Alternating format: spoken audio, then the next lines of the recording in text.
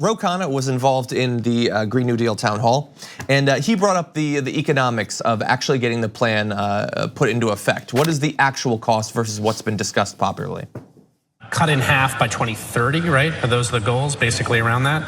Well, we got to start. I mean, look, there's some very pragmatic things we could do. Instead of the president yelling at the GM CEO on Twitter to create jobs, you could actually expand the electric vehicle tax credit, link it to domestic manufacturing, and open up a lot of those GM plants to make electric SUVs. You know, the Green New Deal,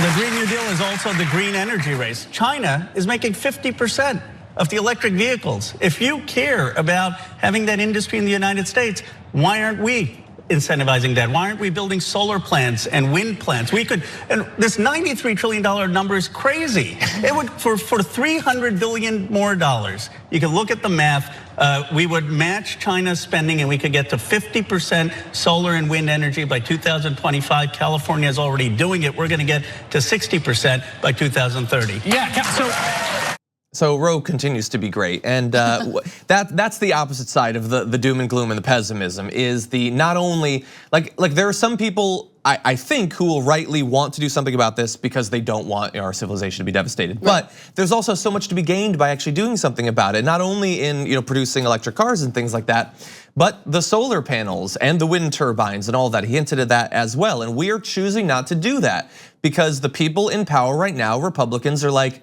I know what industries I'm gonna save. I'm gonna save coal even though it's impossible, and I'm gonna save steel even though it's improbable. Right. Not because that's actually for the best for the US economy long term, but because it helps us win an election right now.